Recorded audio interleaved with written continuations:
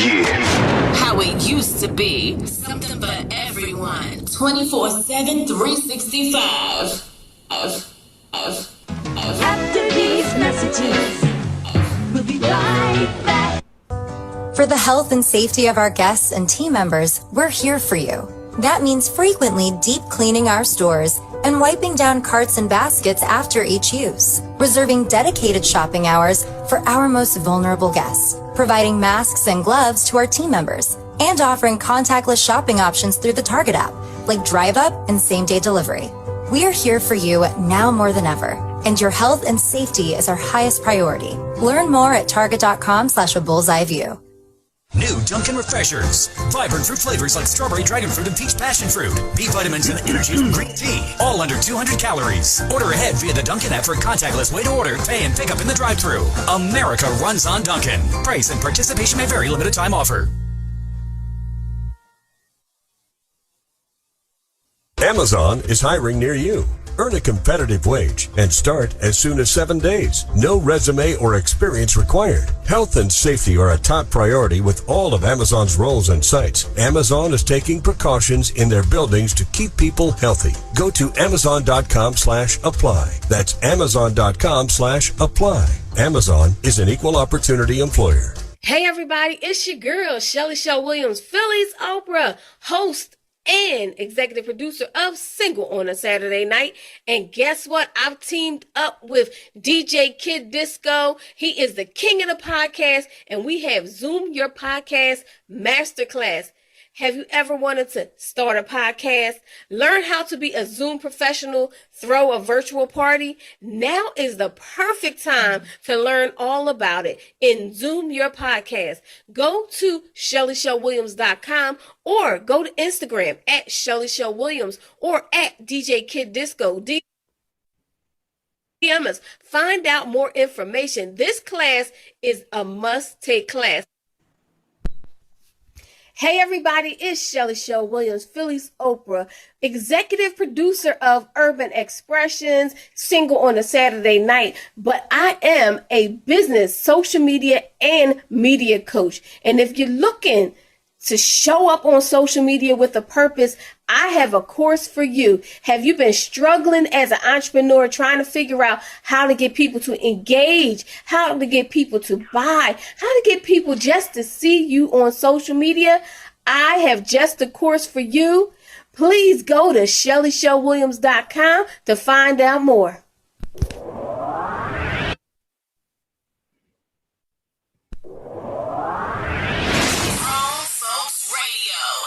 WGFB-FM radio. So are you ready? How it used to be. Something for everyone. 24/7, 365. Yo, what's good? This is Tracy Lee, and you already know I gets down with the get down, man. Grown Folks Radio all day. Hi, everybody. This is Cinda Williams, and I am the co-host of the Melanated Morning Show and the host of the PPC Radio Show. And you are listening to Grown Folks Radio. I believe that's my cue. Hi, everybody. How you guys doing today?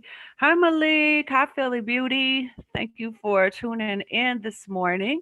DJ Kid Disco is away from his microphone for a second. Not sure what he's got going on, but I just wanted to say good morning. I'm so excited today here in Indiana. It's a nice 50s today, even though tomorrow is dropping. Okay. But I'm celebrating every time I see the sun shining. I hope it's nice where you are. Everyone is safe. But boy, oh boy, our president has always willing to give us a surprise. And I don't know why we're surprised. And if you must know, I had to take care of some personal business that ain't none of y'all's business. Oh, I guess he's on the mic. I should have said he's away from his desk, not away from his mic. But yeah, so, we were all like breathing a semi-relief, sigh of relief yesterday because we thought, okay, well, it sucks that we're not at least getting that $1,200 stimulus, but at least we're going to get six something finally to help us in some way, pick and choose how we're going to use that little money, but thankful for it nonetheless. And, unemployment continues and all these other, small businesses will get help and blah, blah, blah. And then, the president decides, nah, I ain't signing this bipartisan thing that you guys know. No, no. So he says unless you can put $2,000 in everybody's pocket, which was never a figure to begin with. He had never said this to anyone. Never. After they've left, they're gone home for Christmas. He makes this announcement, and everything goes away by the 28th. So he's saying y'all gotta come back, put $2,000 on there for everybody. Which honestly, I would just love that if it were honest, if it were real, if it was something that would happen. But the Republicans fought like crazy not to give us six. So I don't know who he's trying to hurt. Maybe just everybody. Maybe he's just mad at everybody. So he doesn't care who he hurts. People that don't have food, people that can't, they're behind on their bills and, praying they don't get utilities turned off and can't, don't have a phone, don't have a this, don't have a that, don't have food on their plates for their children, don't have gifts. The gifts is the least important thing. The gift of warmth and knowing that your home is going to have some stability. Now, I know $600 is not going to do all that, but it's at least was a little bit to hold on to until hopefully next year. But now, because he's come up with this unrealistic figure, which would put us far over that trillion that the Republicans were willing to agree to, it's like, see, I'm a good guy. I'm saying the people deserve 2,000. Yes, we do. We do. But you should have said that within the last 8 months that they've been fighting about this thing. If you had said that from the beginning, then the Republicans would have had to listen to you. But you wait until they go home and it's too late.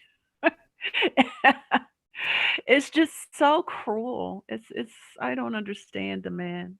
And I don't understand the people that follow him that think, he's so great. When he does this to you, it's not, he's doing this to you.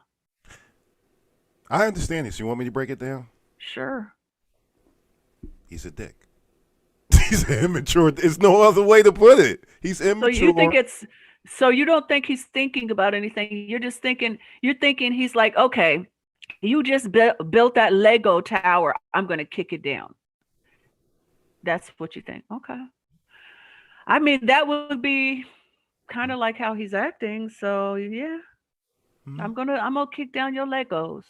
Yep. Because you wouldn't let me put my you wouldn't tell everybody that I built it. You wouldn't say I built it, so I'm gonna kick it down. So let's look at it another way. You ever seen? I know all y'all out there. Let me see who is watching. Malik and Philly Beauty are with us right now. Hey, Philly. Listen. What up, Malik? This is what I think is going on. You ever seen Dave Chappelle's show? Yes. Rick James? Yeah. Not Rick James. I'm sorry, not Rick James. I think it was Prince. Remember the fuck your couch scene? Right. Mm-hmm. Here you go. He just hating. He just being a big ass kid. First of all, if you really look at it, it's going to. First of all, he can veto it all he wants to. They can overpower it. It's just going to take more time than what they thought. So that means everybody got to come back and redo it. Okay. Mitch McConnell is not going to let this go down because that is a potential disaster for the January 5th special election. Because if they fuck up and let people's unemployment run out, it's going to be a problem. They already got a problem down there. So Mitch is not on board with that. So they can override this veto. The thing about it is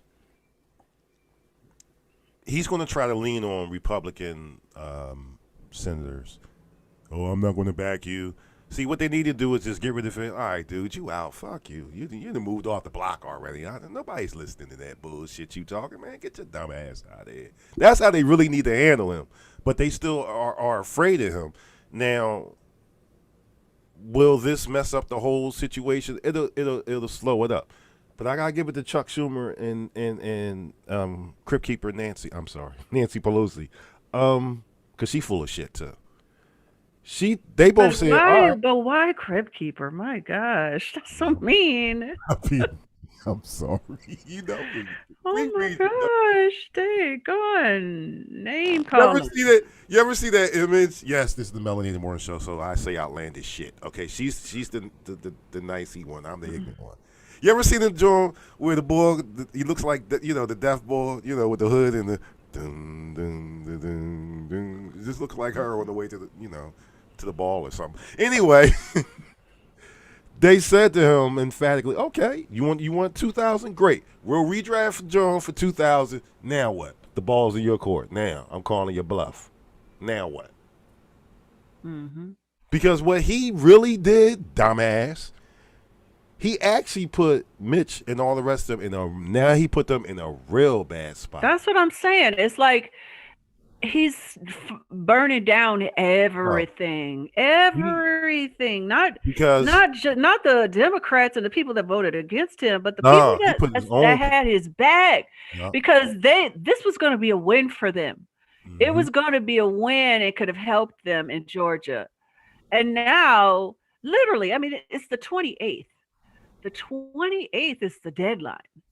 How do they do this? So Mitch got one or two choices, and both of them are going to put him in a bad way. Either they go ahead and give the 2,000, right? Which makes the libertarians and all the the people that want to try to rein in this deficit. Or he can say, "Nah, we not doing that." And then the general public is like, "Yeah, there is no winning here. There is no winning." You damn if you do it. Damn. I know Mitch right now. I was saying this when I know Mitch was sitting there watching news last night. Like, this motherfucker. I know he is. I know he is so mad because literally they gave no indication. Somebody said, I heard that that within his close quarters he was talking for about a week about that's not enough money. That's not enough money for about a week. But he didn't let them know that. He didn't communicate with them. Mitch McConnell had every belief that he was going to sign this. He got blindsided. He did not let them know at all that he would say no to signing it. And now he's going to Mar-a-Lago in the next 7 hours. Yo, I know Mitch is actually sitting there like, I'm going to kill this motherfucker. Are you serious, dude? What are you doing? It's crazy. Not only that, it's going to be a domino effect. It's going to mess up the last little glitch of hope that we had for the flow of things. That means come January, the same people that Mitch wants people to vote for, Purdue and the other floozy, what's her name? Yeah, the lady. Yeah, she look like she stink. Anyway, yeah, I'm on one today, CC.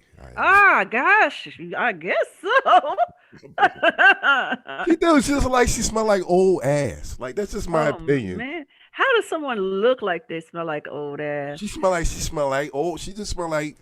You ever see somebody You ever go to somebody's crib and it just smell like a whole case of like what the fuck? Like that's the first thing you say is like. What? Yeah, I have, unfortunately. Just smell like mouse piss. Like, but it. Stop. You are not funny. What to do. But yeah, it's just like, I mean, I don't even know what to think because I'm a very practical person. You know what I'm saying?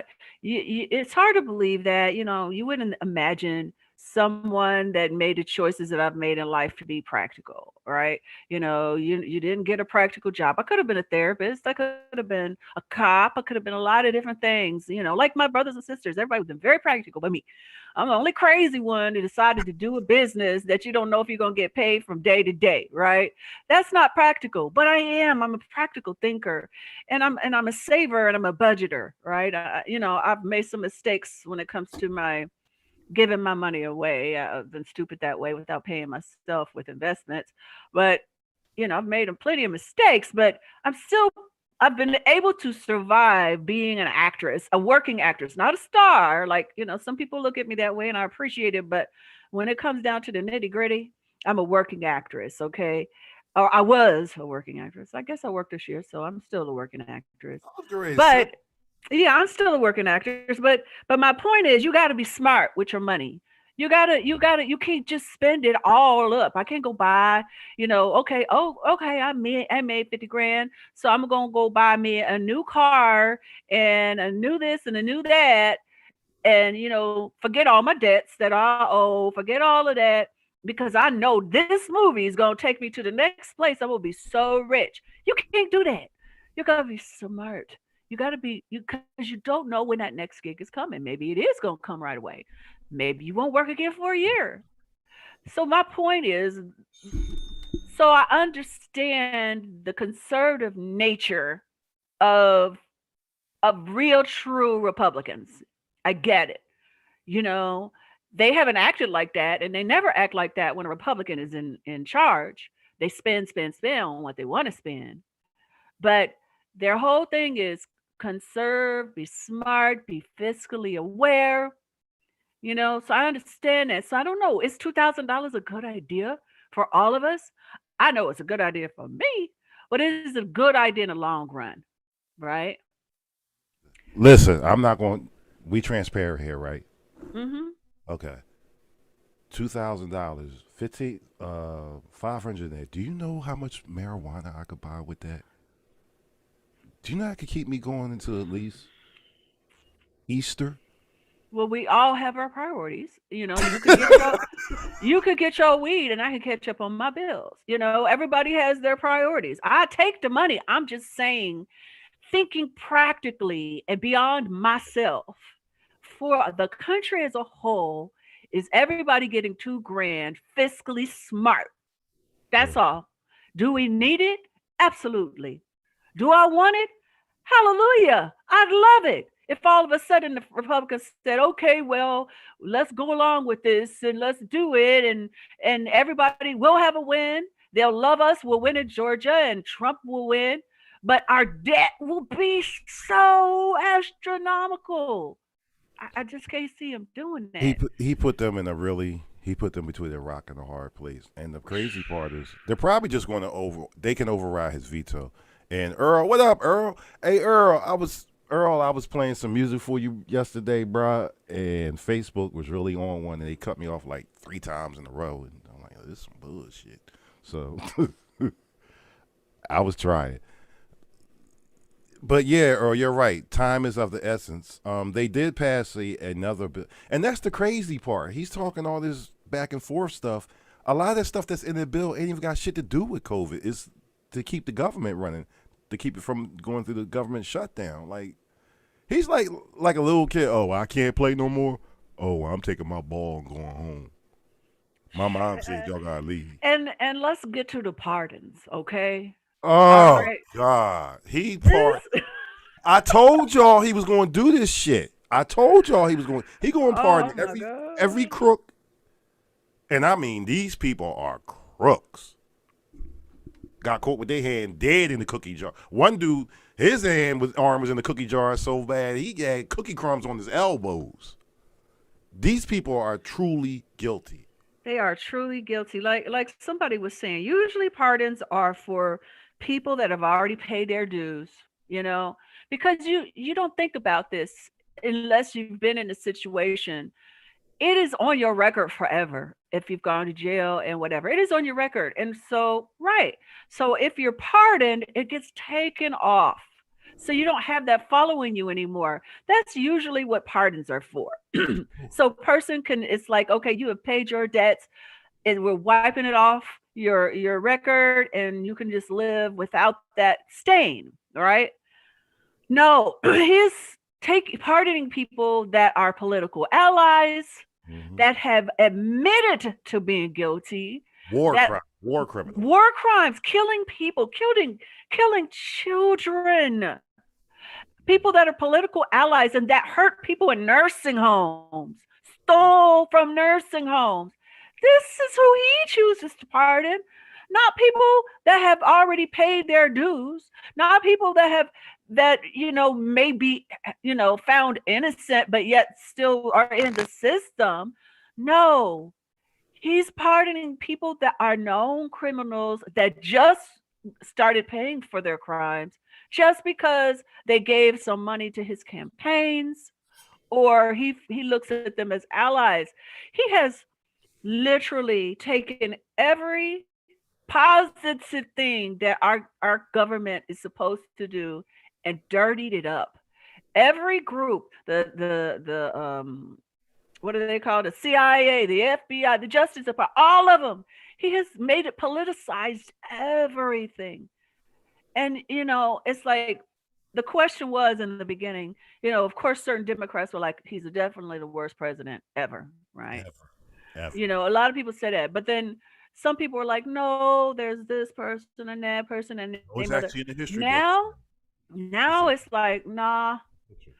And the way he's going out, the legacy that he might have left, because he did still have almost half of this country supporting him. But he is ruining it in the last 20 days of his presidency. Any kind of positive legacy that he might have left, it's gone. It's gone. It's just so. And what he's doing with the Russians, the cyber attack. Well, we talked about that Monday.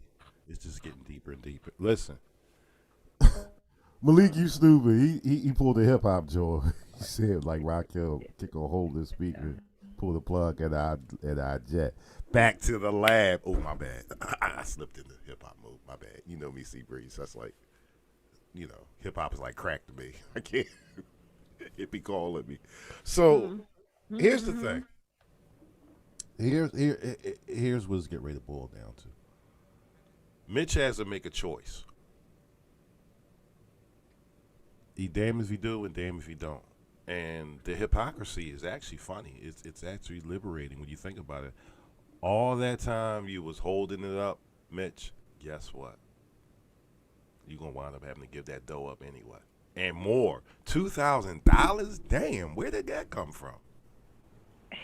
I'm telling you, what did I say the other day?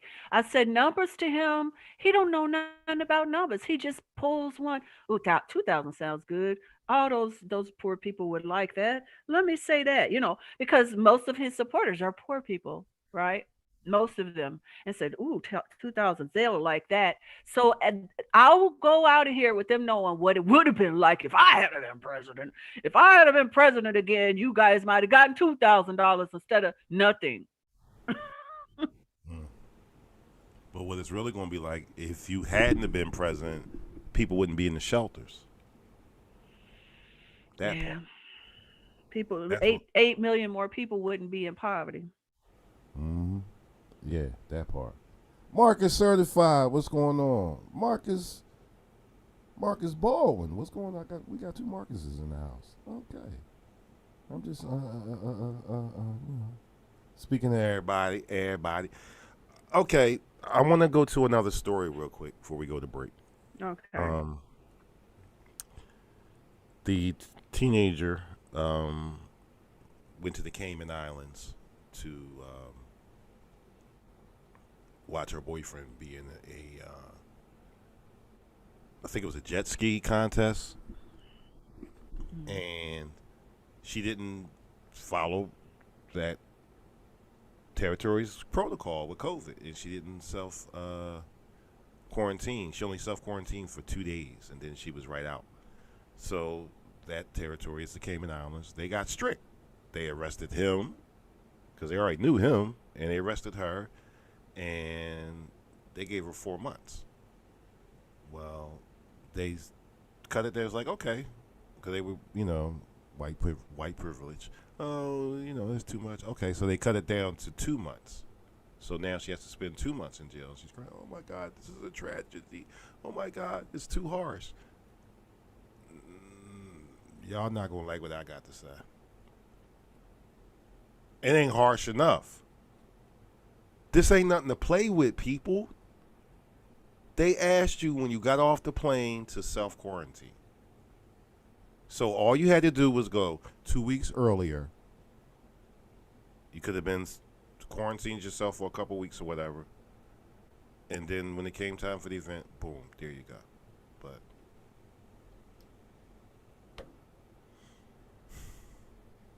Well, I know today they were talking about, California and how horrible it is right now, and they haven't come to the point yet of saying they'll, do like they did in the Cayman Islands, because they don't know how they could enforce it.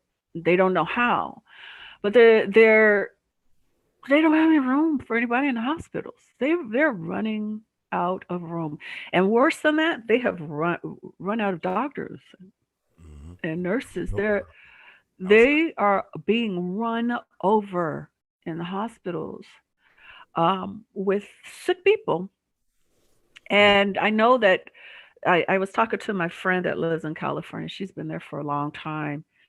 And she was saying that, I was asking her about Newsom. I was like, why are they so mad at him? they Why? want him out of there. They want Yeah, his. why are they so angry? I said, I feel sorry for the guy because it's like he's just trying to work with a crazy situation. Has no help on the national government. He's just trying to make it work. She said where he made the biggest mistake was he made all these rules for certain people and then he didn't follow them. He got caught, having a birthday party in a restaurant with no social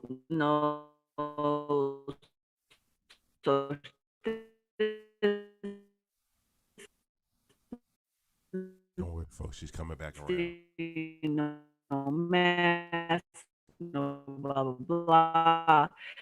So people are just frustrated, and then he doing So I have to believe God knows about this whole situation that's going to take us to be better people as a whole. Because honestly, from this human's point of view, there is no winning. I don't people are going to die, people are going to get sick, people's lives are going to change forever, people's health is going to be affected, people's economics are screwed. I don't know where we go. I don't know where people go. So I've got to believe in hope that there's something we can't see because miracles can happen and they do. Things happen unexpectedly all the time in a positive way. Do you remember maybe about a month and a half or so ago, you and I were having a conversation about a spiritual war pretty much that's going on? If you kind of walk with me on this one. Definitely. Yeah. Remember I think there is.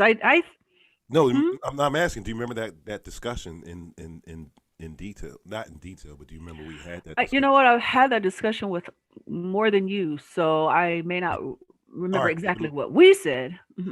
Well, let me take you back. We were on the air, and we were actually talking about that. And I'm going back to that for a reason, because it turns out, even though I believed you right in there, because you're such a deep-spirited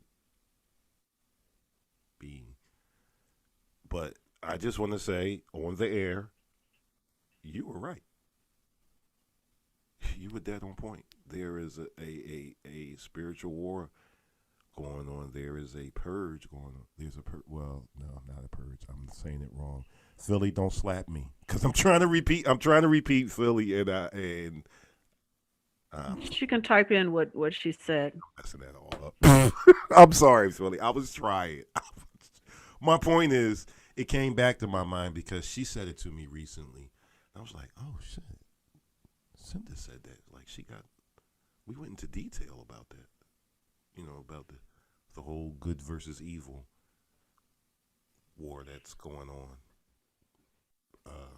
I, you know, I don't think I don't think I would have ever said good versus No, that's my take on it. evil. Yeah, the good versus is my take on it, but it was somewhere around there. I, yeah, I'm saying balancing out Balancing out. of balancing.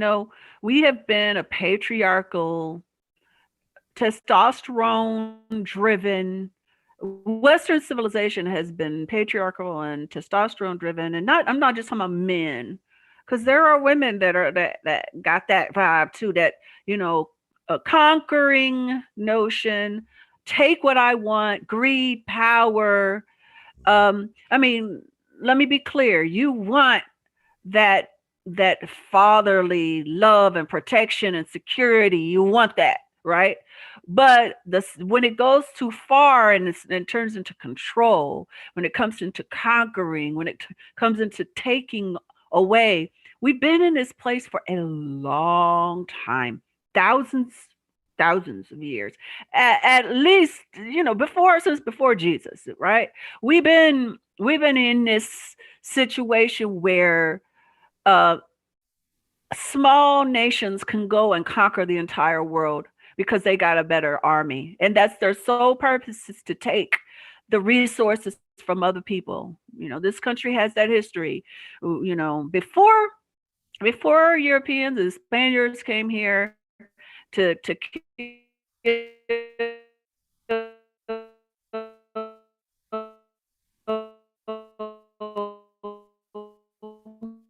Okay, folks, she's having a problem, so she'll be back in a minute. But I think she was going. steal and rape and pillage. Black folks have been coming here from Africa, from people that have been here. Shit, I don't know. Hello, can you not hear me? Hello. Yeah, we hear you. All right. Now you said she is having a problem. No, you was dragging for a minute, but we got you. We got you now. You're back. I'm just saying that we've been dealing with this imbalance of energy for a long time. Male security, protection, all of that is very important. But when it goes too far and it becomes greed and power and I'm going to take everything, then we got issues. And we are starting to balance out, that nurturing love and love thy neighbor and all that kind of stuff is trying to fight its way up. And so that other side that goes too far is fighting for its life. It likes the control. And I'm sorry, I'm reading a couple things. Malik went ocean floor deep. But before I read that one, thanks, Earl. Earl said he's sharing the radio broadcast with numerous friends. Thanks, brother. Thank you. Donald Duck Trump signed the secret agreement with the Chinese government to drop COVID-19 in the rice fields. What the fuck, Malik? Okay. You know what? I just had one of your moments, Seabreeze. Wait a minute. What am I reading? What they didn't take into account was that people have families in the city that visit and travel. We are in the wicked times. He does have a good point. At the end, he has a good point. I don't know about the sign the secret agreement. Damn, that was. Yeah, I mean, I really appreciate that everyone is doing their own research and reading things, but I would just suggest that before you make proclamations of what is truth, that you absolutely know it. And I don't know how you could, because, I have a lot of Chinese American friends that have been abused because of negative comments about the Chinese. So I'm just saying, we don't really know any of these things. I've read many things. I know all the conspiracies. I've heard them all. I've read them all. But because I am not in the know, I don't know. I really don't know. That stuff could have been made in a basement in Brooklyn somewhere. We don't know. It could have been. Or maybe it was a natural occurrence. I don't know. We don't I know. don't know. We don't have a clue. And God knows that's all that's important, right? And so the retribution, if need be, will be there. But it's not going to happen with us. So I would just say be careful at the conspiracies that you spread. I mean, I even in the beginning, I was spreading all kind of sharing all kind of information I was hearing about how to help yourself if you had if you to protect yourself from COVID. And my brother, Fred, was like, "You got to be careful because you don't know that the information that you're spreading is correct." So I stopped. I was like, you're right. Because if I told somebody something or I spread this information with my platform and it's incorrect, then I have to be responsible for it. So I stopped giving that kind of information and just stuck with spiritual stuff where that I know. I know certain things. Yeah. And I let the doctors and the whatever but I do share information with my family and they research it. They research it. I was like, now please don't take this as law, but this is something I read. Look into it. And they all read. So, but I would just say, on social media and all of that kind of stuff, don't be a part of the problem and spreading conspiracies that you have no clue if it's true or not. Now, one conspiracy that I know is true that the sponsors have conspired for us to run the commercials. Oh my gosh, we better do something about that. So we're going to take we're going to write an executive order to pay these commercials. And we'll put that on social media. Exactly, because that is a fact. It's not a belief. After these messages, That part. we'll be right back. Grown Folks Radio. WGFB-FM Radio. So are you ready? How it used to be. Something for everyone. 24/7, 365. After these messages, we'll be right back.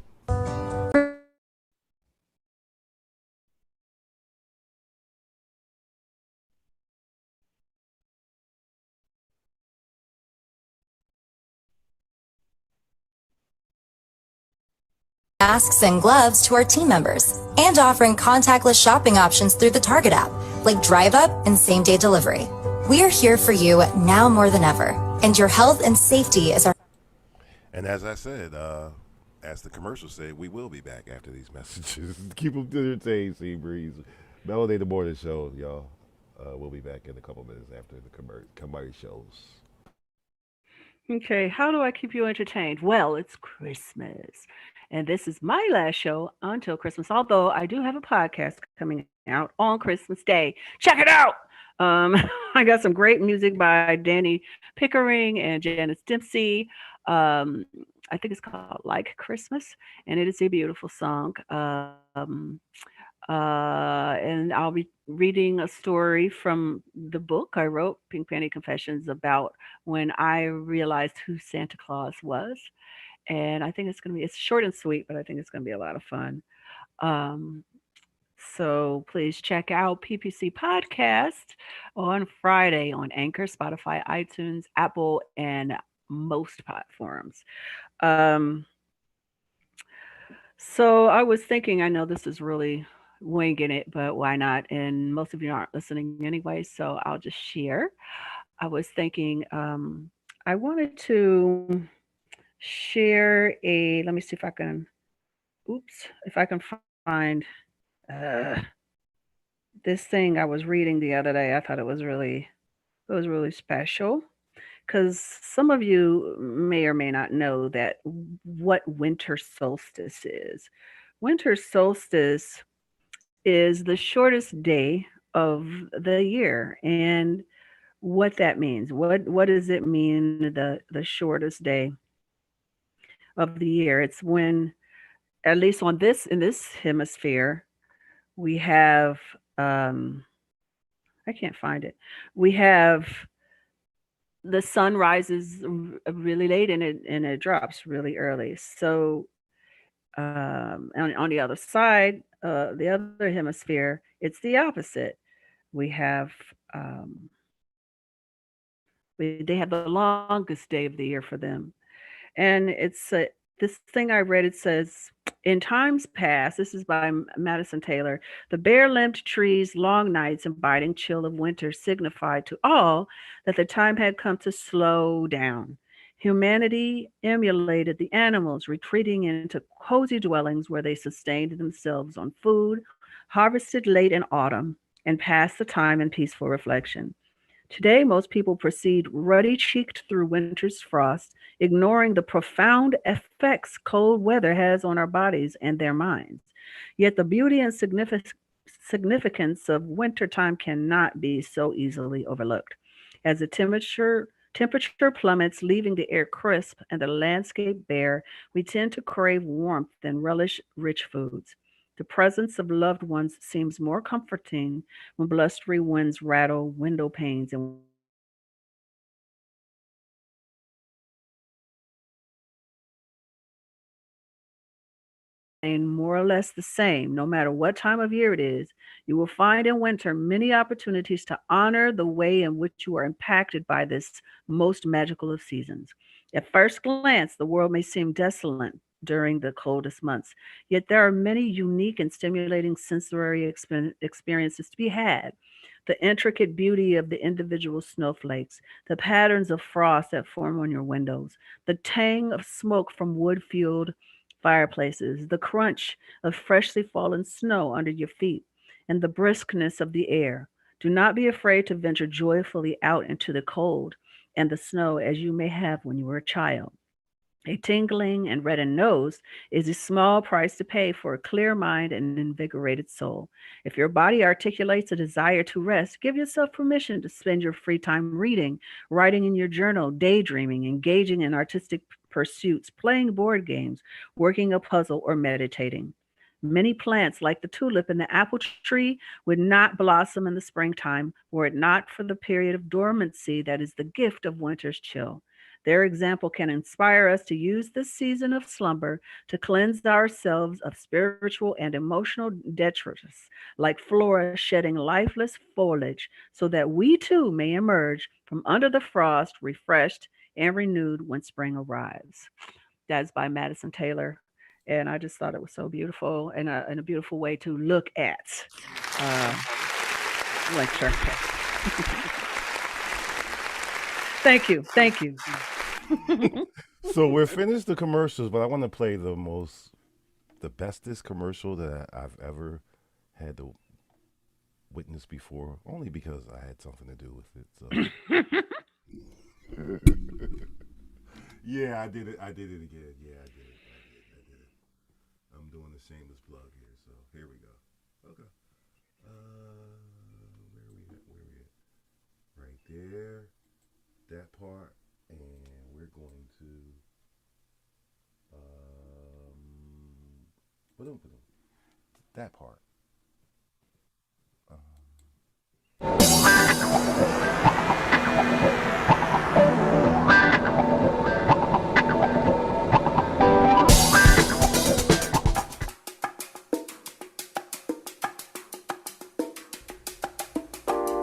Hi, my name is Cinda Williams, and I am so excited to bring you some great news. The Grown Folks Radio is going to be presenting the PPC Radio Show. Shelly Shell Williams and I are going to be co-hosting. We have DJ Joe Storm doing our uplifting music. We have CJ Julianis doing financial therapy. We have DJ Kid Disco who is producing it all. We're also going to have phenomenal guests and some life coaches, therapists, and spiritual leaders that are going to help us in our lives. I'm so excited. January 6th, 2021, 2 to 4 Eastern. Join us on the PPC Radio Show.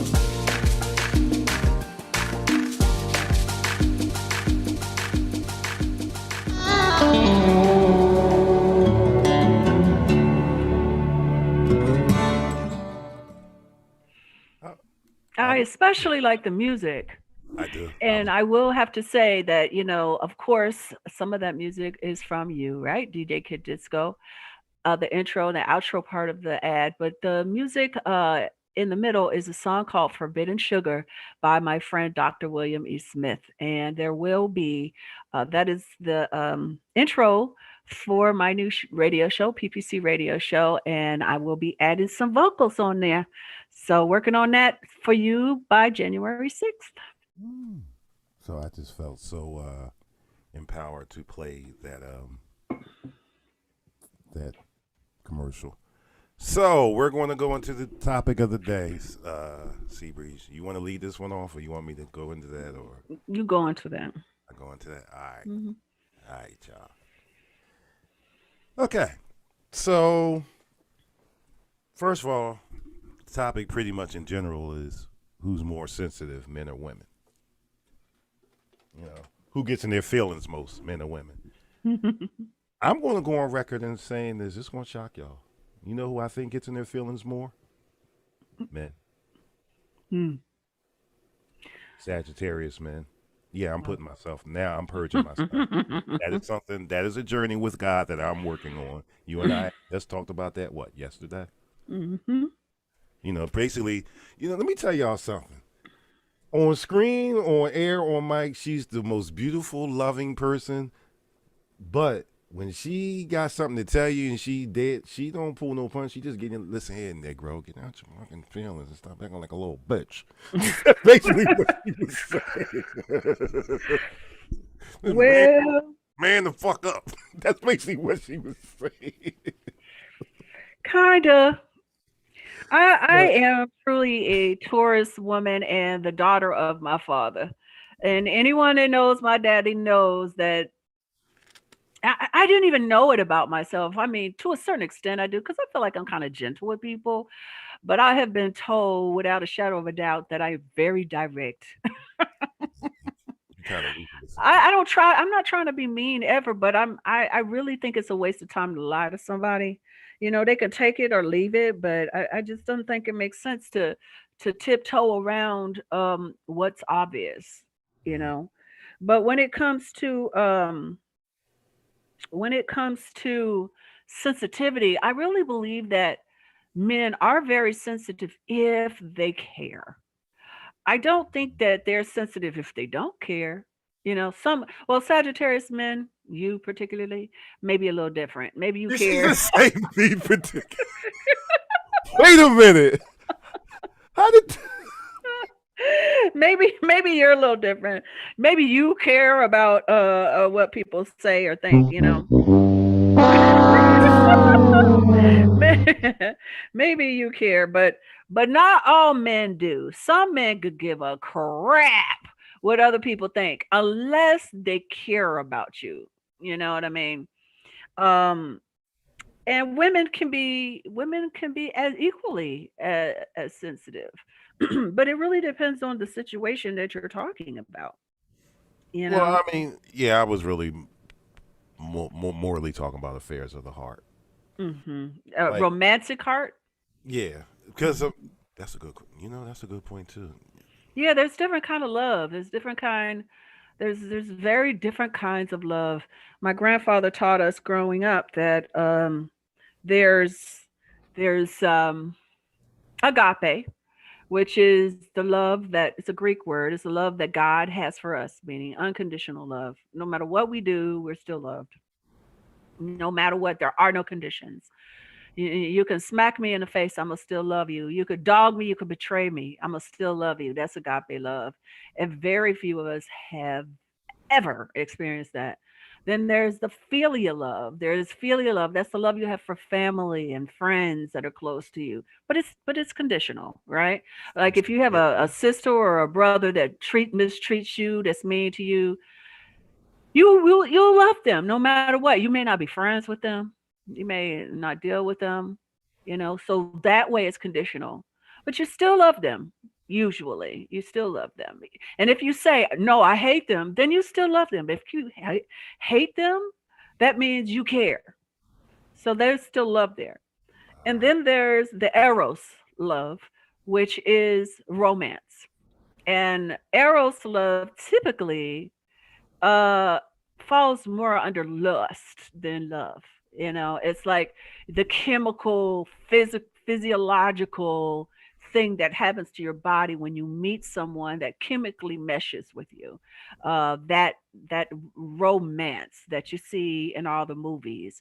Um, I'd say though that a man and woman that become partners, or a man and man, a woman and woman, whoever it is that becomes partners, eventually transitions into filial love once they get to know each other. Once they get past the chemicals and the physical, and then they start liking each other, then it's filial love. It's more like a family love then, and a friendship love, and it's a little less conditional.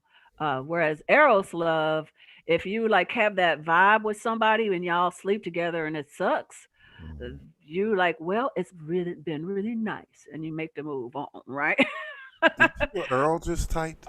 What are you saying? Pink Panty Confessions should be a #1 bestseller. Well, you never know. Maybe one day it will be. I mean, something can become a bestseller even after I pass away. You never know. I don't know. I'm Sure.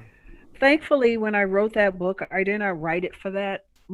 I wrote it because I just wanted to tell my story, or a part of my story, because it's only a small part of it, and leave it alone. And if I make something out of money out of it, great.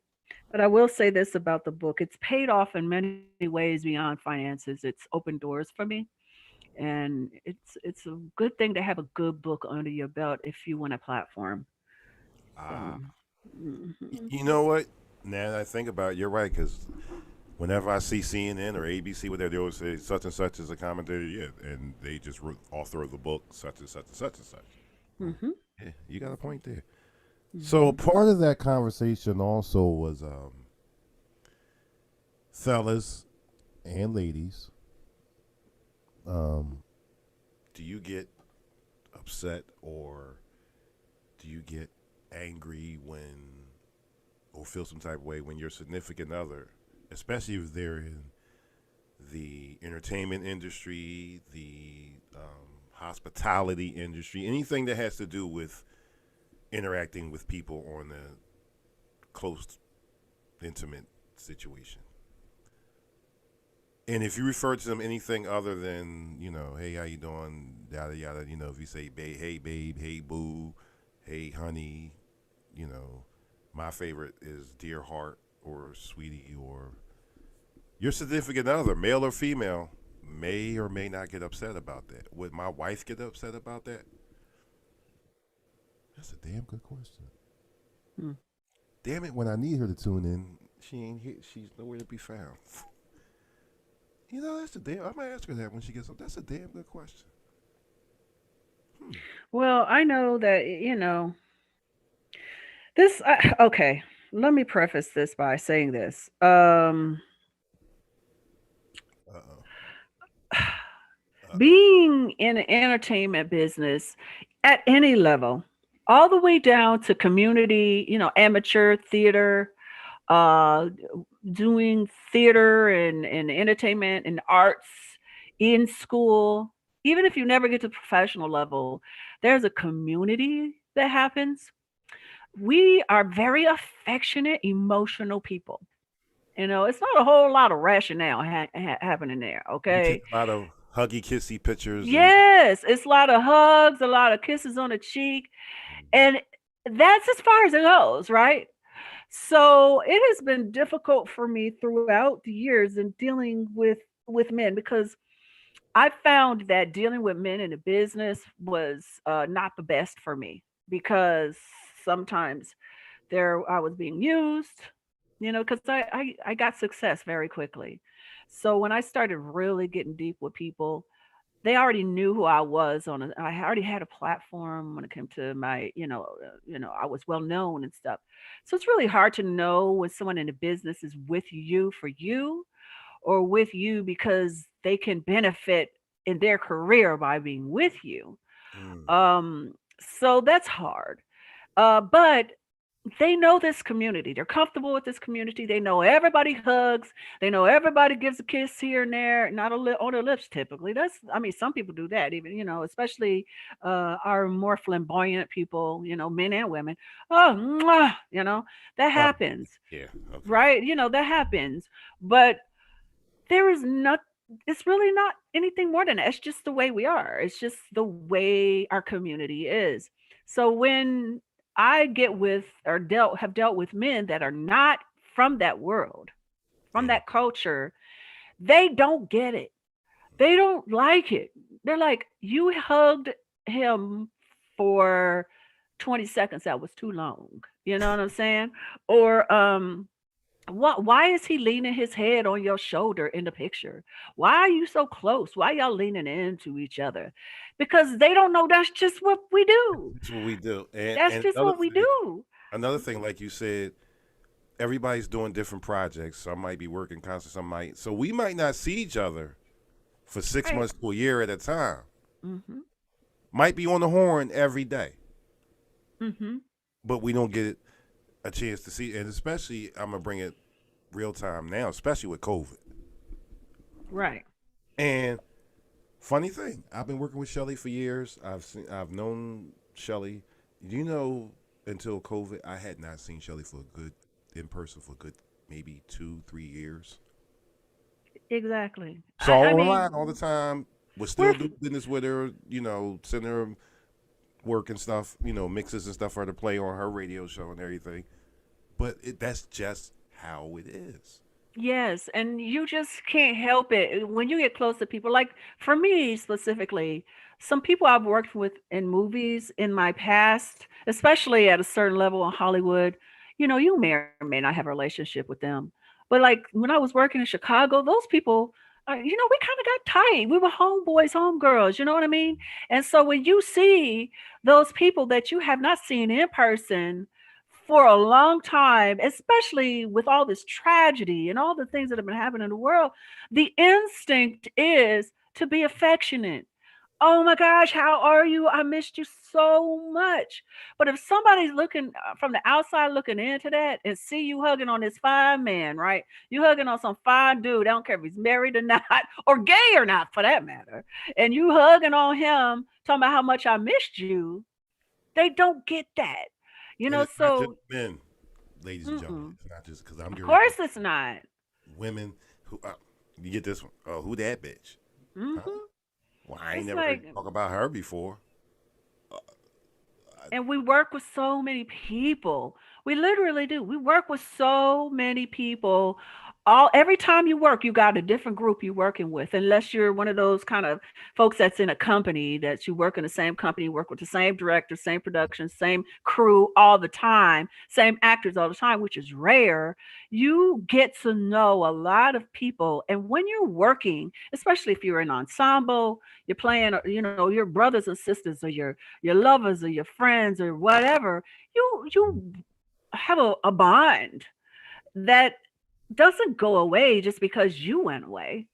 Especially if it's good people. And like when I was in Chicago, I found for the most part the actors are mostly awesome people. You know what I mean? So they may not be somebody I call on a daily basis or they call me, but I care about them. I care about what happens to them.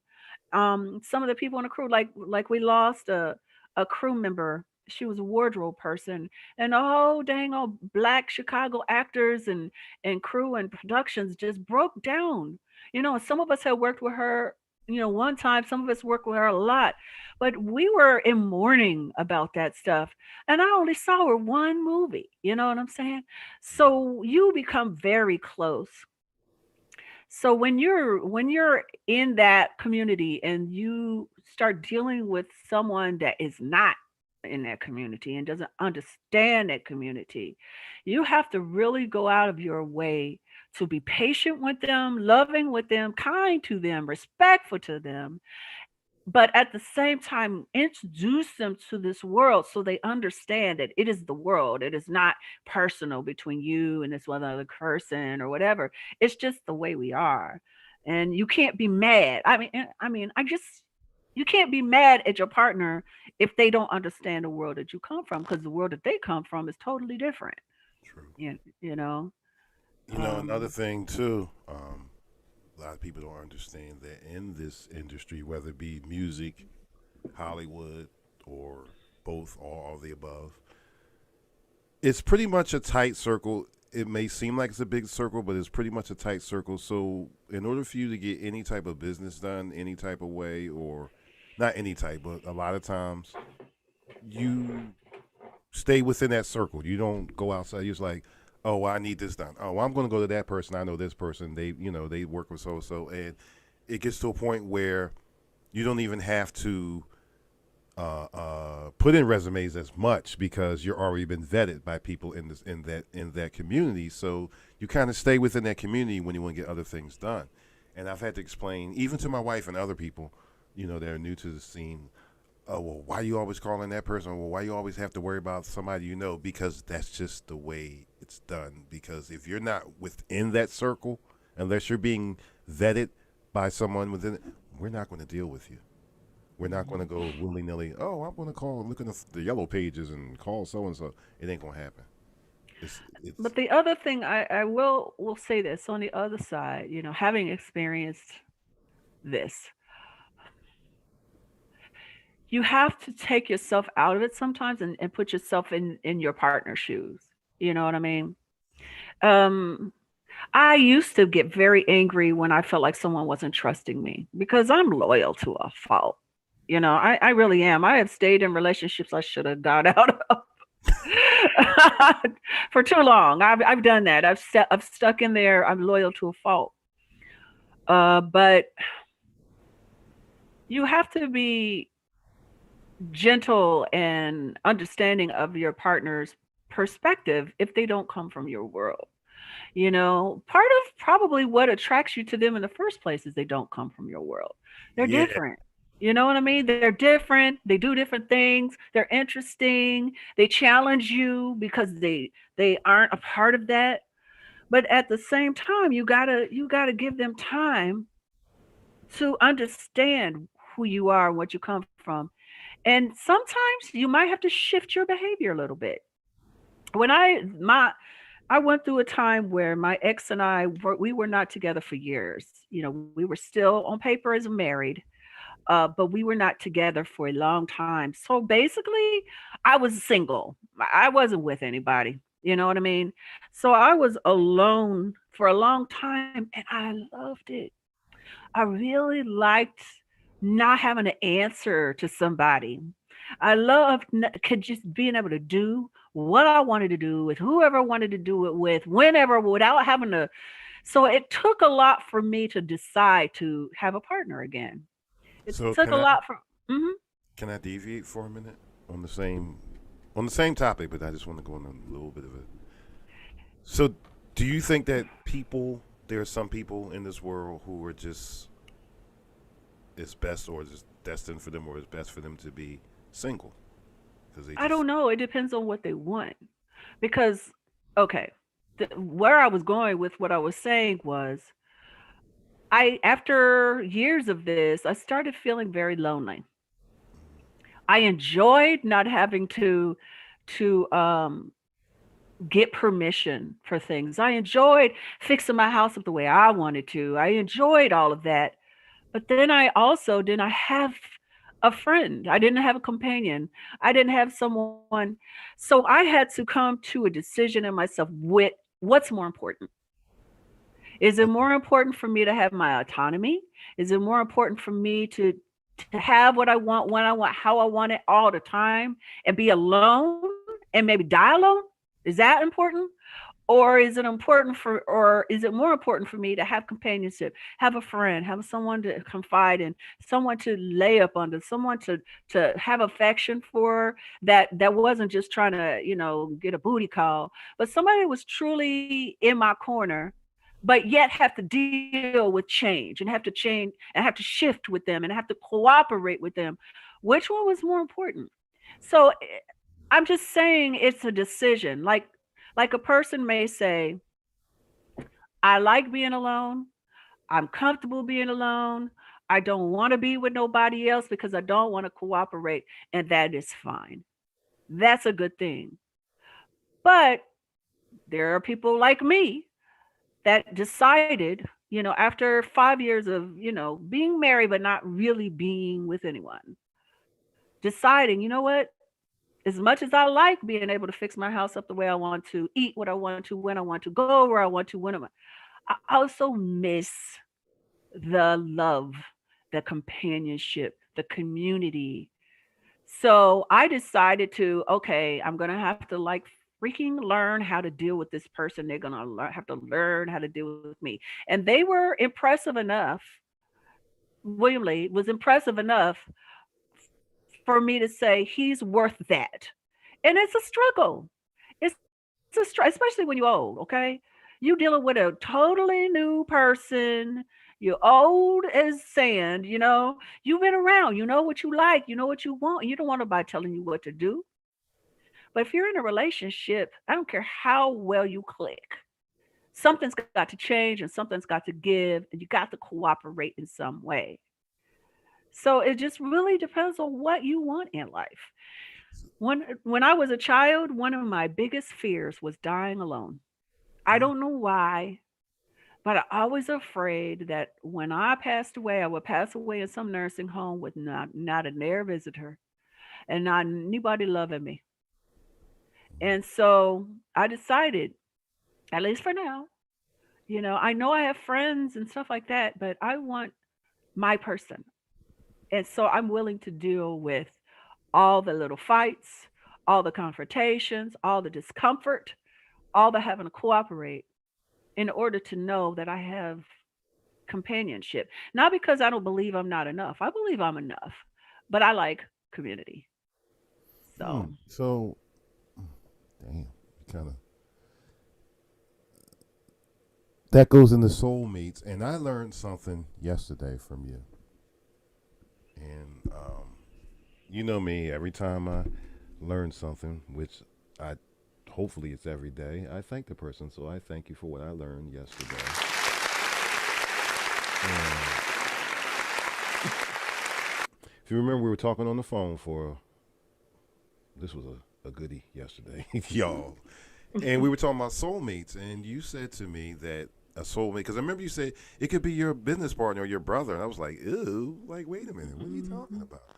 And then that's when you broke it all down to me that a soulmate doesn't necessarily have to be your significant other that you're going to marry. Can you break that down? Because yeah, I believe that people are really confused about this whole soulmate thing. Really, basically, most people think soulmate they mean romantic partner, but you can have multiple soulmates.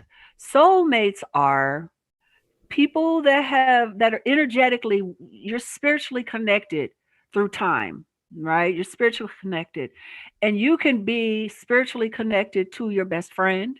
You could be spiritually connected to your child, your parent, a family member, a business partner. It doesn't mean necessarily that it's your wife or your husband. It could mean your best friend. You have shared energetic space together, intertwined. You've helped each other. You learn from each other. A soulmate could be someone that drives you absolutely nuts, but totally changes your life because of what you learned from them, right? Soulmates don't necessarily equal hunky dory. Everything is fine. Oh my gosh, we're just perfect. We fit together like a hand. No, no. y'all just going at it. Okay, a soulmate could be, and it doesn't mean equal forever. A soulmate is someone that comes in and out of your life, depending on your belief system. Some people that believe in reincarnation, they believe that they come in and out of your life at different points. You teach each other different things. Maybe in one life, you were a teacher and they were a student, and then you switched and now you're the student and they're the teacher. Or it could be, but it doesn't have to mean this pretty little perfect picture, because there's no such thing in life, is there? There's no such thing as perfect, pretty little nothing, because life is about learning and growth and change. And all those things require, unfortunately, suffering and pain sometimes. I'm not saying you got to be, sad and live your life miserable. I'm just saying that change hurts. And so sometimes a soulmate is a part of that change in you. so you could actually be. So soulmate doesn't always mean lovey-dovey, kissy-kissy, like you said, we're just perfect. You could actually be, oh, fuck you, I had someone that Uh-huh. I believed was a soulmate to me, who Mhm. I learned so much from. That was absolutely insane. Okay, I write about him in my first book. I actually mentioned him in one of my podcasts early a couple of weeks ago, where I talked about someone saying they were going to murder. That was a murderer. This person was nuts, okay? But the moment we met, we were like, we connected. But almost immediately, I knew that I was not going to be able to be with this person forever. But the time that I had with this person changed in me. He taught me so much about myself, about what I was willing to take, about what I was willing to tolerate. And I learned who I was and how strong I was with how I dealt with the situation. And I loved him. I'll love him forever. I will always love this guy. He's dead. He passed on. But I will always love him because of what he gave to me energetically. And it was not pretty. It wasn't fun. It wasn't nice. Private joke, y'all. Not even private joke. Sea Breeze, you know why I'm laughing. You know. Hmm. I know you know why I'm laughing because you are speaking the truth. We're not gonna go into the details, but you know why I'm laughing. Hmm. Yeah, it's sometimes the person that's going to teach you the most. And who knows, like I said, depending on what you believe. If you believe in reincarnation, maybe in the last life y'all were the besties. Y'all were the best as friends. Maybe y'all had a love connection and you lived together, were happy together forever, and that was what you were learning from each other. So it really depends on your or perspective. But this whole soulmate thing, if there's a perfect person out there for me, and maybe there is a perfect, maybe that person comes into your life for 3 months and leaves, but they completely change your life and shift your thinking. And now you know what you want in relationships, or you know that you don't want one. And then That, here's the you example know, that you gave me yesterday. First of all, I want to make this disclaimer: William Lee, don't kick my ass, okay? Because I can't see, I'm blind, so I can't swing back. So you're going to easily beat the shit out of me. But she said to me, she's like, "For all you know, I could be your soulmate because we do learn a lot from each other." I was like, you know what? You're right. I could be a soulmate, A not soulmate, your. yeah. Not my. Yeah, okay. I'm sorry. There is a difference. You know what I I mean? understand. You You know can what? William have Lee, I didn't more say than my, one. I didn't mean to say that. You know what I'm saying? You can have more than one. William Lee is a absolutely a soulmate for me. I know I have lived with him energetically for a very long time. And we love each other hard, and we drive each other crazy sometimes because we're constantly learning. And Right. one of the things I was saying to you yesterday is I used to have this pattern with men. I would go from a really hard learning relationship where I had a lot of pain to a really easygoing, boring relationship where nothing happened. We liked all the same things. We had some fun, but we were bored out of our minds. I've I those don't last. I've had some long lasting relationships. But William and I know we know. We just we recognize him. I dreamt about William for years before I met him. Years. Okay. I Oh, I know dreamt. what you're saying. Well, I was just saying, I learned something because when you said when the way you broke, it's like, well, you can have multiples. Like, for all you know, she's like, for all you know, I could be one of your soulmates. I'm like, huh? And at first, I was like, the fuck is she talking about? Oh, she's right. We do connect. I do learn a lot from her. Yeah, when it comes to our friendship and our business, we She's right. grow, we're learning, we're changing, we're evolving. So you can meet somebody that, you have no interest in them romantically, but they are changing your life when it comes to your passions and your career. They can take you another direction, you know, and they are connected to you energetically, at least this time that way. So don't get caught up in looking for the perfect looking woman, say, that's, she's single, she don't have no kids, she's the perfect package. I've told this story a few times where I met this guy Well, actually, I was introduced to this guy. I was single at the time, which is crazy. I was single. I've spent very little time single in my adult life.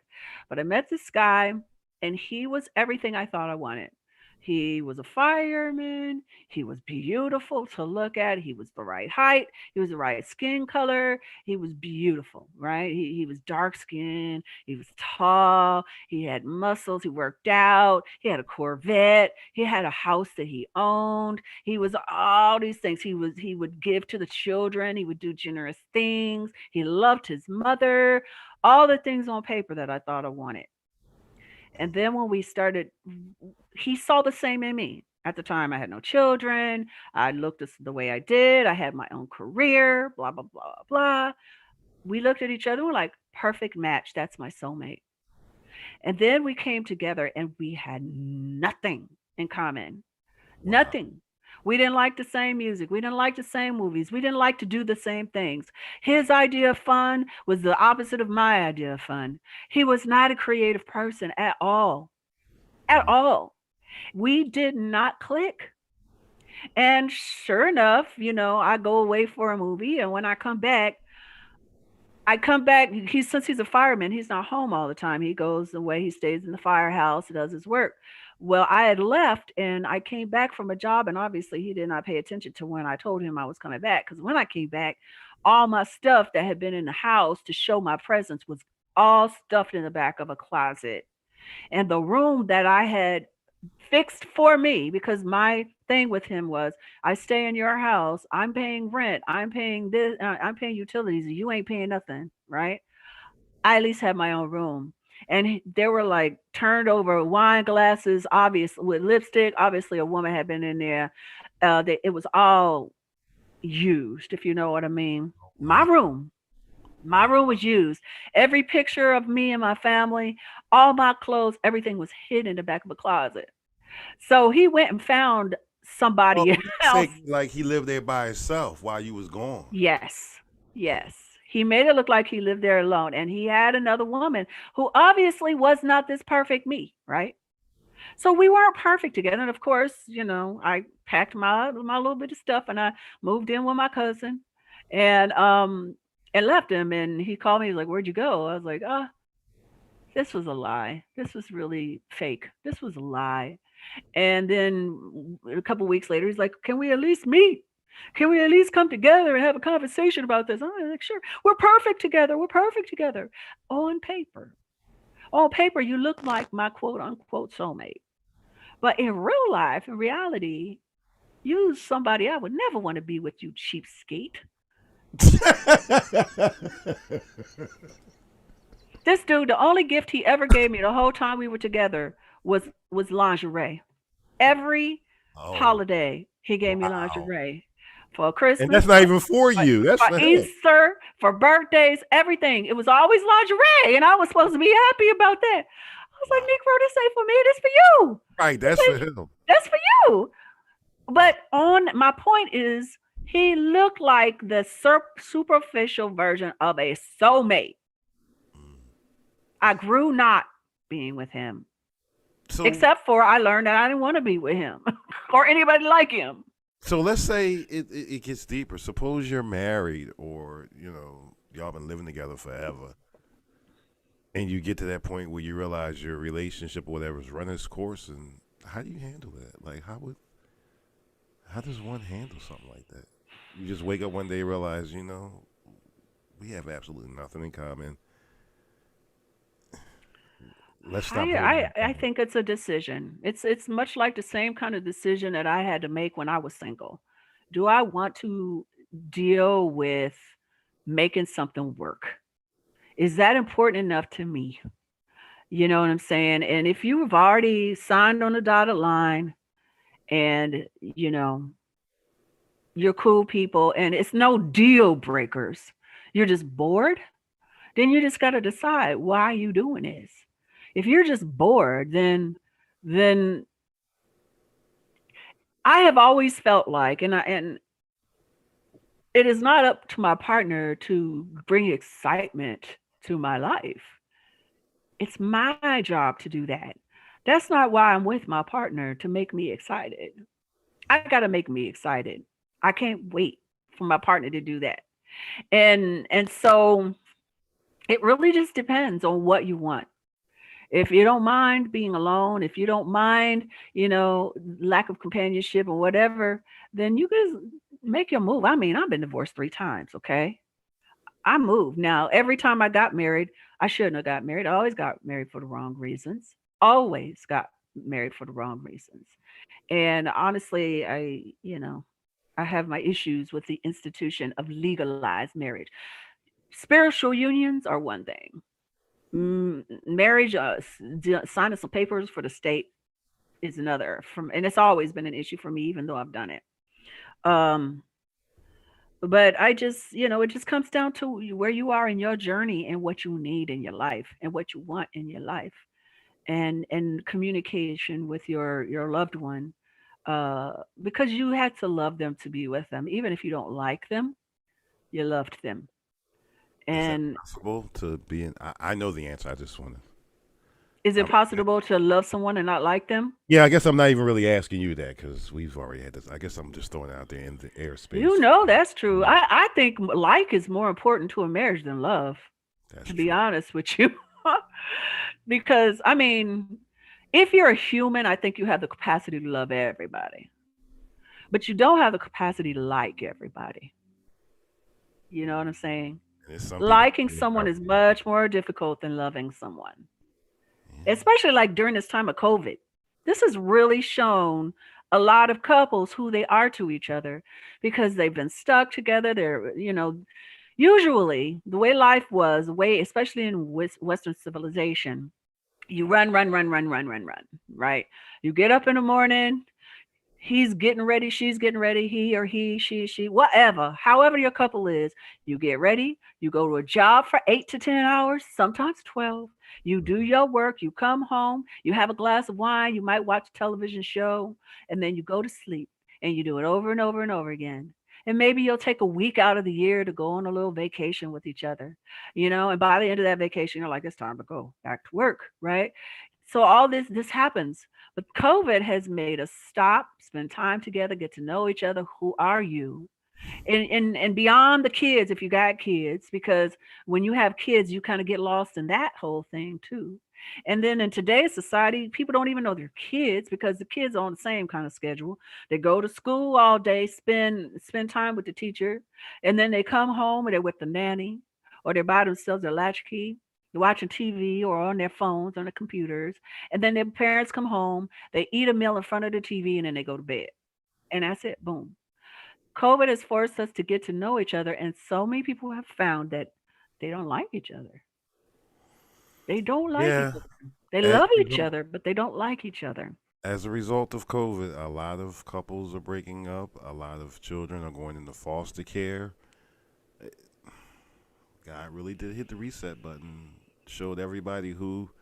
A lot of revelations have come as a result of COVID, and people that might have been together for years finally just looked at each other and be like, you know what? I don't like you. Hmm. I'm really, and I love you. That's why I'm leaving because I don't like you, and because I love you, I don't want to hold you up. But no, and it's a result of COVID. I mean, I don't know. Yeah, it's hard. It's really hard. It's been confirming for some people, for I think a small group of people, that yes, this person is for me. This life is for me. And it's been a huge smack in the face for some others who are like, I've been with this person, I don't even know who they are. And so either they decide to figure out who they are and remember why they liked each other in the first place and go back to that and focus on that and grow from that, or they decide, I never knew you and I don't like you and I don't want to be with you. And as soon as we can get past this economic barrier, we're going to go our separate ways. So it's been difficult. I mean, I was listening to an interview and they were saying, lawyers are another group, especially divorce or family court lawyers are another group that are like they don't have enough hours in a day to deal with the amount of Yeah. divorces that are happening. Um, It's I'm going to quote a friend to the show who was just here last week, Nikki Phelps. You know, she's a therapist. She's killing. She said, unfortunately, there ain't enough hours in the day. Yeah, she's killing it. She's making a killing. But that's it's just that messed up. I mean, COVID is a lot to deal with because you're forced to. First of all, you're forced to make a way, especially if you've been laid off. You're also forced to deal with yourself, especially if you live by yourself. That's it really gets. What are you doing, Seabree? I'm trying to see the messages, and couldn't figure out how to mute it. Go on. No, you're just forced to not only face yourself and face your own demons, but you got to face like you said, especially, and you could have been with that person for years, and like you said, he might be working 3 to 11, she worked 9 to 5. You know what I mean? Right. People don't know each other. That's one thing about actors and people in the entertainment world. That's why I think there have been so many divorces and couples that don't make it because of our schedules, our lifestyles. You spend a lot of time together. Unless you're that less than 1% that's working all the time. The rest of us are like, we will work, maybe we'll work for 2-3 months and then we won't work for 5. So we're together for long periods of time. So that's why there's a lot of divorce there because people know each other. You know, they have time to know each other. They don't have a 9-to-5 lifestyle. So it doesn't always survive. But a lot of us have survived this time because if we're still with your partner by now, you know, they cool. I'm not gonna lie, I was worried. I was like, oh man, how are we gonna survive? Are we gonna be okay? What's gonna happen? And then my daughter came. I was like, oh no, now we got this Adam element, 2 Leos and a Taurus in the same house. Lord Jesus, help us. Well, But I'm not gonna put by you on blast, but I know a couple of couples who are divorcing. Well, we were fortunate. We knew each other. We have like the kind of relationship that we see each other a lot. So thankfully, God willing, I mean, thank God all these years of relationships have taught me what I want in a man, And don't get me wrong, we've had our moments, but we always will. Everybody that you're in a relationship will, but we survived. But a lot of couples, man, they have not survived this time. But what I'm saying to you, if you're on a fence right now with your partner, if you know now that you don't like them, maybe now's a good time to figure out why. You know what I'm saying? What is it about them that you have an issue with? What is it about you that they have an issue with? And maybe you guys can learn how to like each other. You haven't had time to like each other up to now because you've been working so much. Maybe now is the perfect time to get to know each other. So I would suggest don't rush.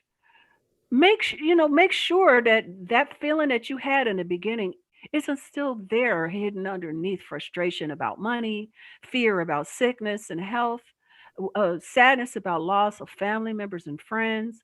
Make sure that you're not being influenced by those things before you rush to separate and go your separate ways. Give yourselves a chance. Maybe I'm being, Miss uh, Polly purebred right now.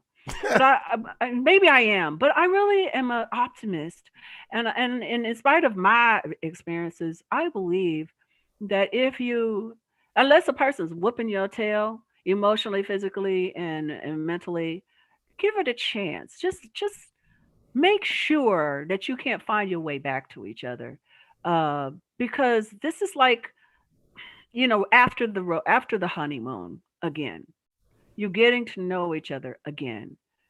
Get to know each other and then decide. I don't have nothing against divorce if you can't make it work. Like I said, I've been there. But make sure you can't make it work. Give it a chance. Because you might find out that you just didn't know the person and what you find out is something beautiful. That's just my feeling about I hear it. Or it could be, I tried Caesar salad. I thought Caesar salad was going to be good. I don't like Caesar dressing. I'm not using it no more. I'm not putting it down. Anybody else can like it. I just don't like it. It don't work for me. That's cool. That's cool too.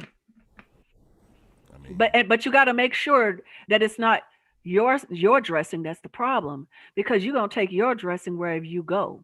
Okay, you don't like Caesar salad, right? It's salad dressing, and your French dressing, but your French dressing is not tasting very good. So it's not going to taste good to that person or the yeah, next person or the next person. So yeah. make sure the problem's not you. You know what I'm So saying? make sure your friend's dressing. Uh, You damn. know, because you take you wherever you go. That's an old cliche now. You take you wherever you go. Hmm. Uh,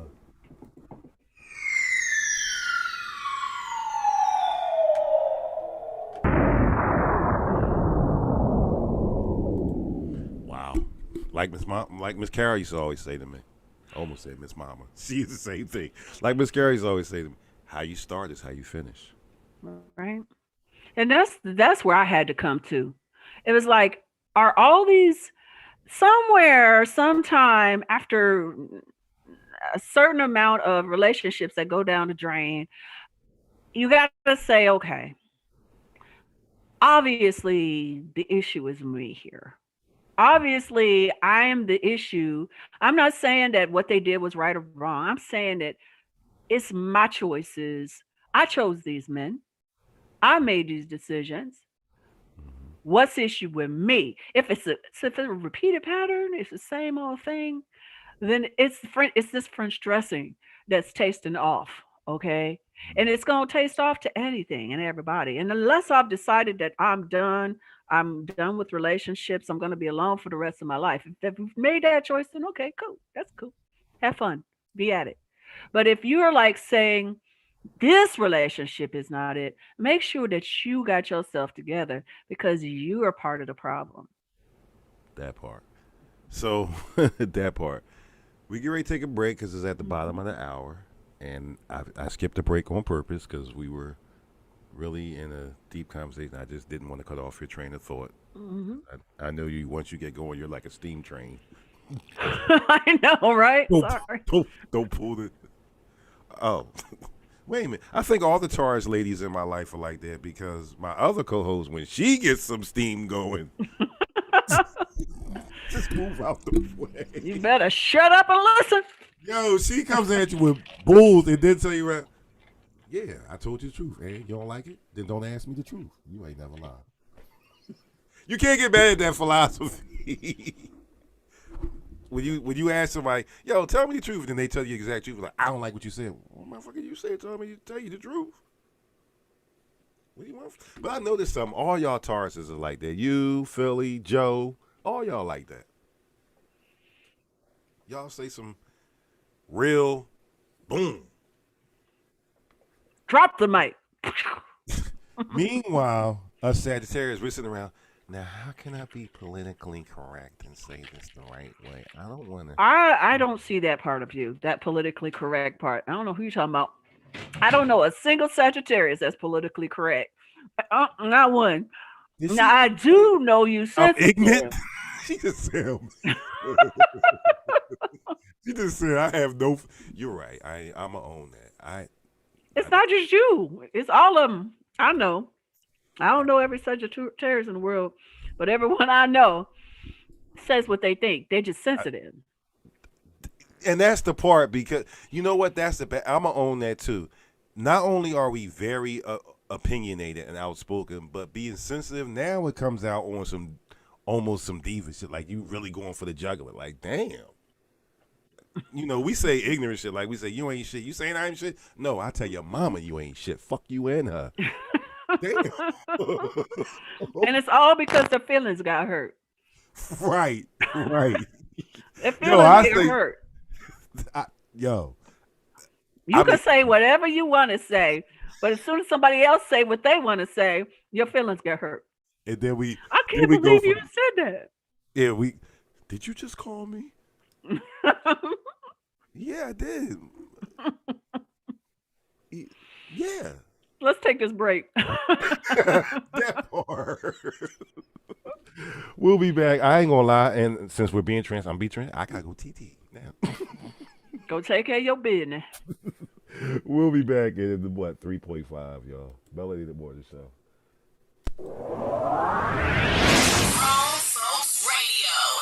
WGFB FM radio.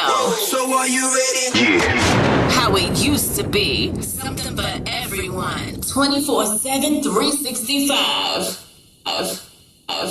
After these messages, we'll be right back. For the health and safety of our guests and team members, we're here for you. That means frequently deep cleaning our stores and wiping down carts and baskets after each use, reserving dedicated shopping hours for our most vulnerable guests, providing masks and gloves to our team members, and offering contactless shopping options through the Target app, like Drive Up and same-day delivery. We are here for you now more than ever, and your health and safety is our highest priority. Learn more at target.com/a-bullseye-view. New Dunkin' Refreshers. Vibrant fruit flavors like strawberry, dragon fruit, and peach passion fruit. B vitamins and energy from green tea. All under 200 calories. Order ahead via the Dunkin' app for a contactless way to order, pay, and pick up in the drive-thru. America runs on Dunkin'. Price and participation may vary. Limited time offer. Amazon is hiring near you. Earn a competitive wage and start as soon as 7 days. No resume or experience required. Health and safety are a top priority with all of Amazon's roles and sites. Amazon is taking precautions in their buildings to keep people healthy. Go to amazon.com/apply. That's amazon.com/apply. Amazon is an equal opportunity employer. Hey everybody, it's your girl, Shelly Shaw Williams, Philly's Oprah, host and executive producer of Single on a Saturday Night. And guess what? I've teamed up with DJ Kid Disco. He is the king of the podcast, and we have Zoom Your Podcast Masterclass. Have you ever wanted to start a podcast, learn how to be a Zoom professional, throw a virtual party? Now is the perfect time to learn all about it in Zoom Your Podcast. Go to ShellyShellWilliams.com or go to Instagram at ShellyShellWilliams or at DJ Kid Disco. DM us. Find out more information. This class is a must-take class.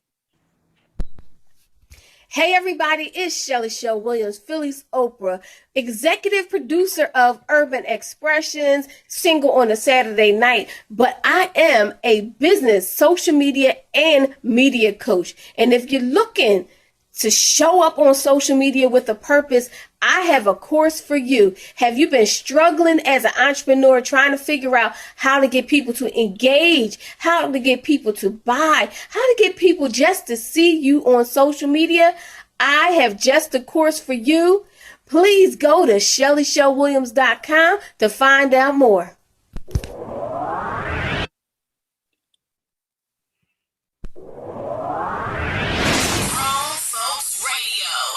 WGFB FM radio. So are you ready? Yeah. How it used to be. Something for everyone. 24/7, 365. Yo, what's good? This is Tracy Lee, and you already know I gets down with the get down, man. Grown Folks Radio. The Melanated Morning Show. With DJ Kid Disco and co-host Cinda Williams. Okay, we're back. Melanated Morning Show. We are back. Yeah, I had to take care of some stuff. Well, you don't have to share more than that. Thank you very much. Listen, I want to thank. I'm seeing a lot of new names here on social media. You're seeing a lot of my friends. A lot of my friends have joined us today. Seabree said, "Hey, everybody, love you." Yeah, I saw James came back. Hey, Ron. And I saw Malcolm. That sounds like a Saturday night party. Okay. Are you not hearing me talk? Are you not hearing me talk? Are you hearing me talk? Oh, damn. I'm steady talking, and can't nobody hear Seabreeze. I'm sorry. I wonder why Seabreeze wasn't talking. I know y'all can hear me. I was talking, and why Seabreeze wasn't saying anything because I didn't unhook her. I'm sorry. I'm sorry, Seabreeze. Let me unhook you. Boom. You had me talking to myself. I really did. I'm sorry. Oh my gosh. I just said hi to James, Earl. I saw Malcolm. Hey man. talking about a Chicago actor and a great one. Talking about Ron Simmons, the phenomenal man.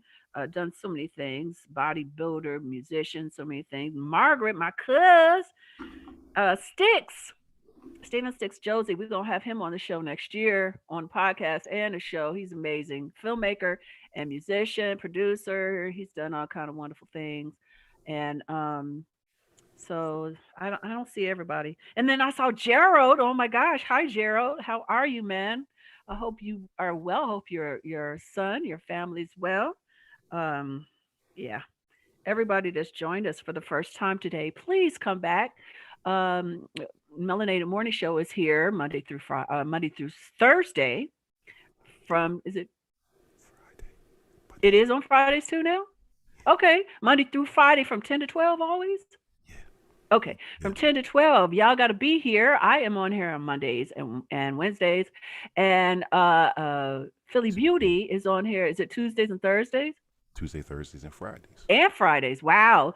So you always got some interesting conversation. So And we got a house DJ who you have yet. Lisa Love. I haven't met her yet, but from what I understand, she is the bomb. I love Lisa Love.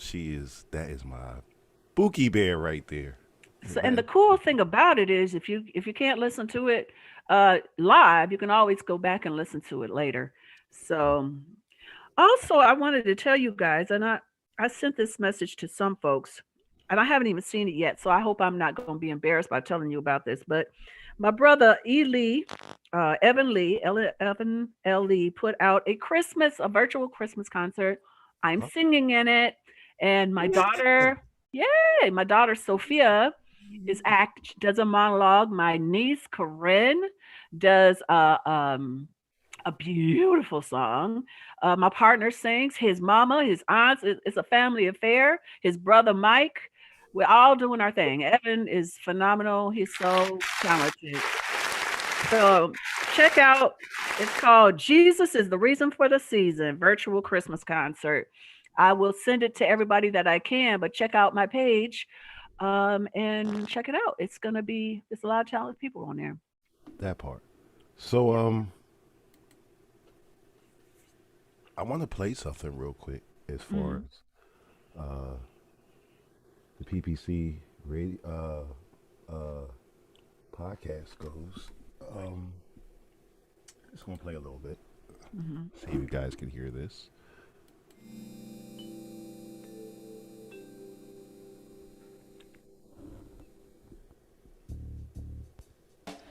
Cinda Williams here, and welcome to the 33rd episode of the PPC podcast. Christmas is coming, the goose is getting fat. And on that note, let's get on with it. I love that music. This producer is so great. This He guy is so good. Y'all need to hire him. Yeah. I have been blessed to meet some of the most amazing people. Slowly but surely, I am introducing them all to you. But some are super special.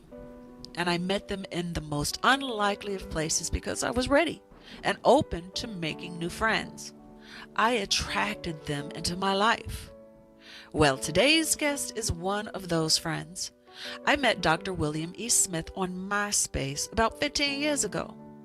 He and I have done a lot of creative work together. He's one of the baddest jazz musician composers I've ever met. And he also scores films. So today I present to you one of his Christmas scores, The Christmas Music Box by Dr. William E. Smith.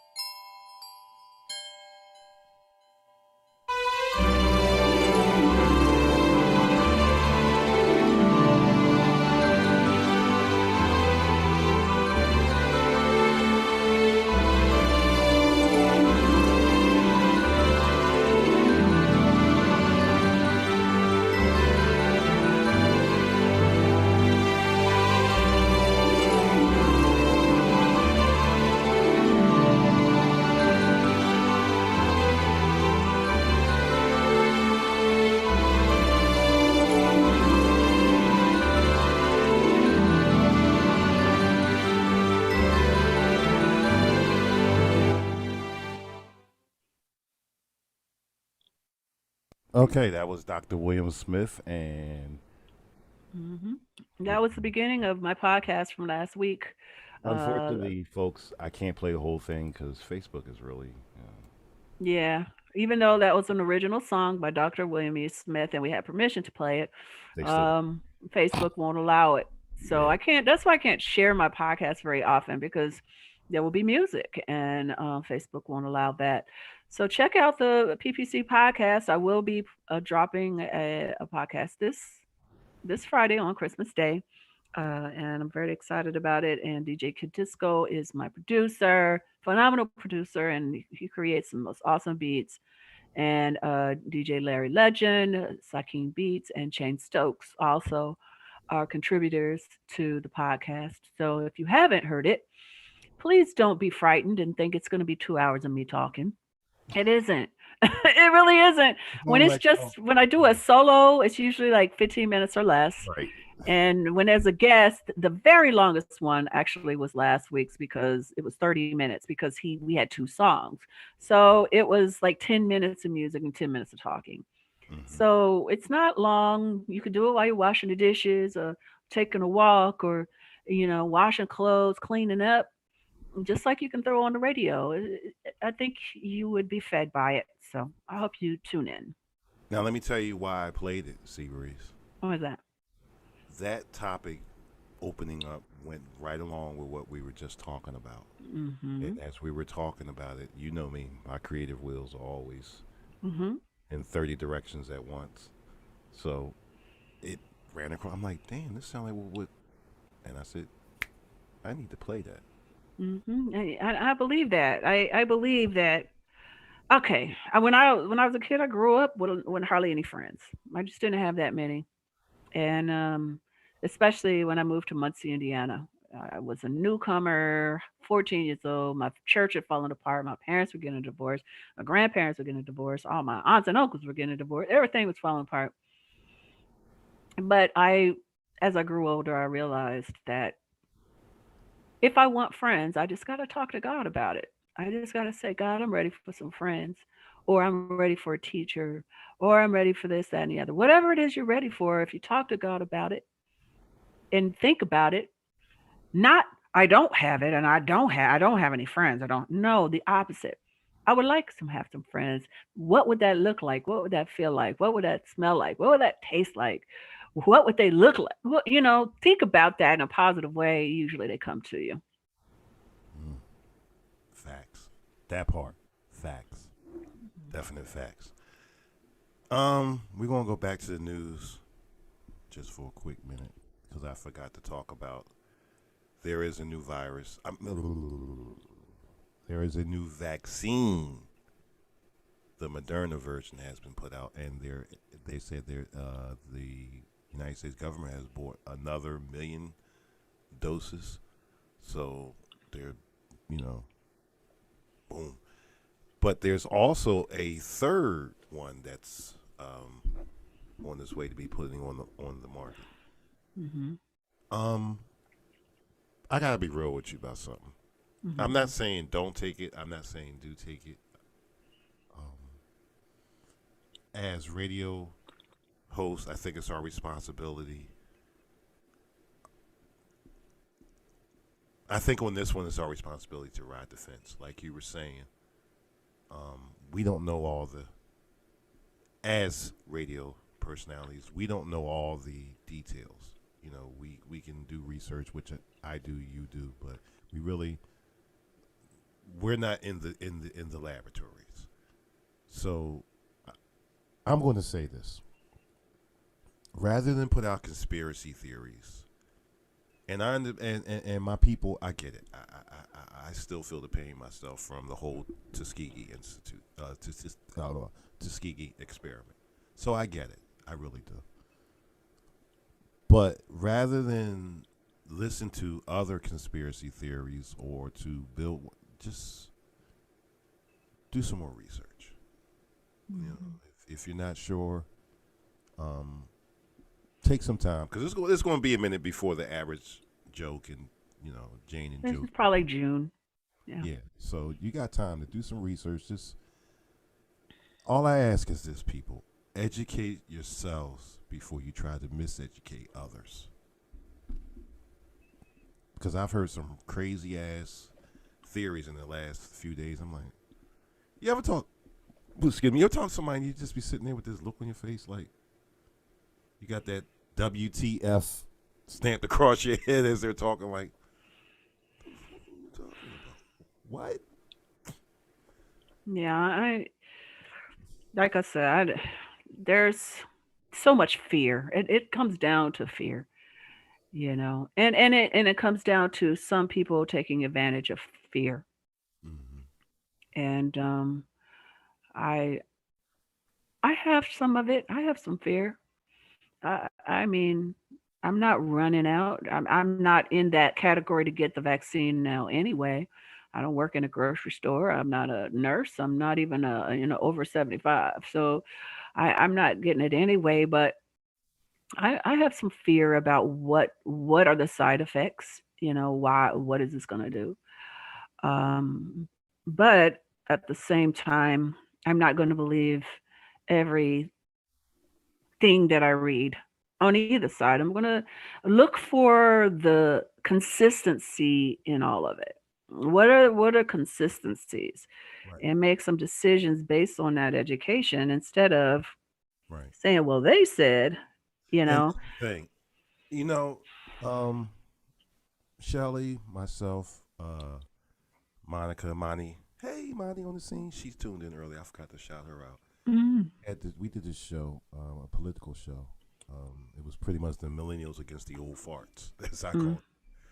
And it was myself, representative from Pennsylvania, and I forget his name. Damn.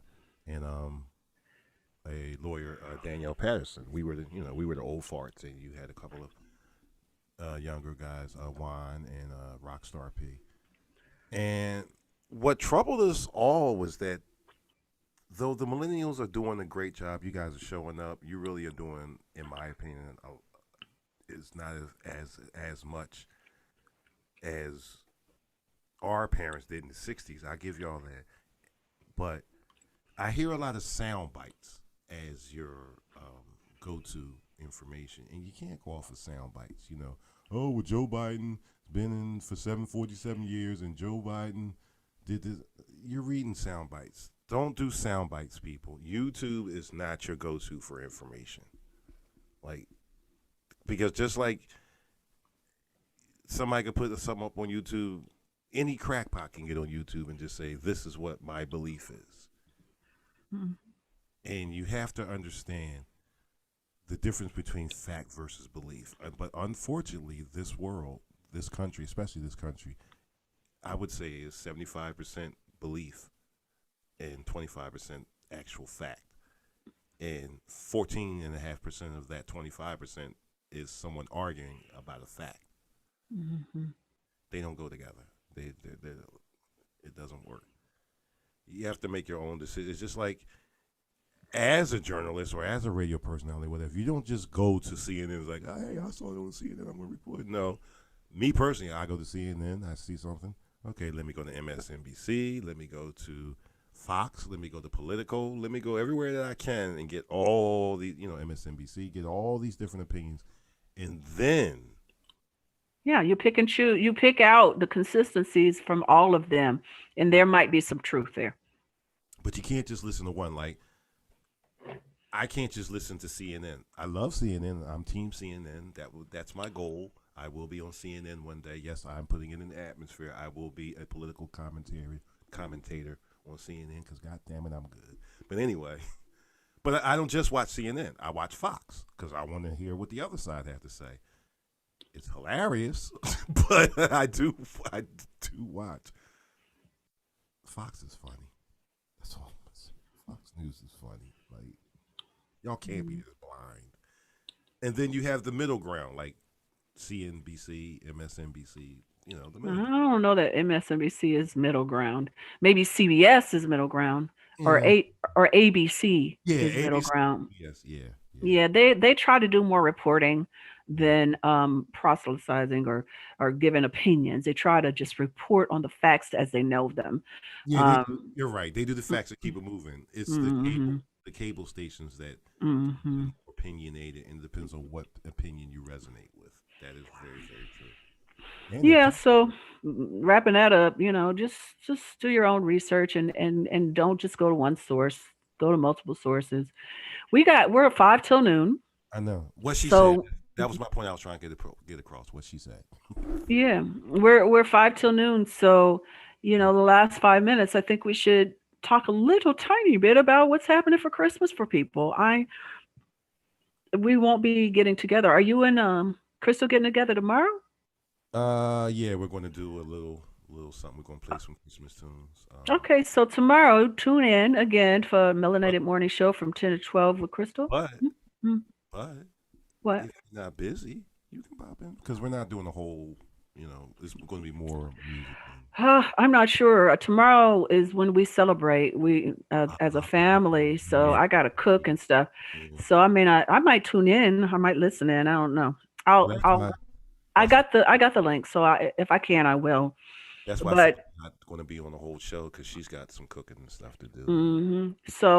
but I just wanted to tell everybody, Merry Christmas, and I know this year has been extremely difficult for all of us for various reasons, monumental things, monumental change.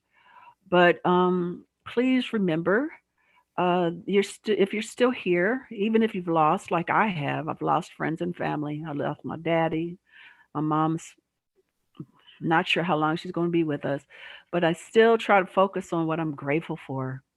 I mean, that really is something that helps you survive the difficulties. If you can really like honestly look at your life and say, okay, what am I thankful for? And I I I think Christmas is a time to be thankful. And like I have a cousin, my cousin Anissa, she is always so good to me. She is always so good to me. Every holiday, every Christmas, every birthday, for me and my daughter, she is always there. And I'm so thankful for her. She helped me and she enabled me to have a Christmas this year, to be able to give some gifts to my daughter and to my partner's daughter and to him and all of this. And I am so thankful for her generosity. And I know that she's generous with many people because God has blessed her. And I'm also thankful that we've had some beautiful weather lately, like weather in the 40s and 50s. And I'm thankful for my new relationships. I'm so thankful for DJ Kid Disco and DJ Joe Storm and Shelly Shell and all these people that have become such an important part of my life. Thankful for my partner and my family, all my brothers and sisters. For the new babies, I got a new great niece, my first great niece, who is beautiful. My nephew Justin had a baby in November. My sister's getting ready to have twins. So I'm overly thankful. My turn. Hmm.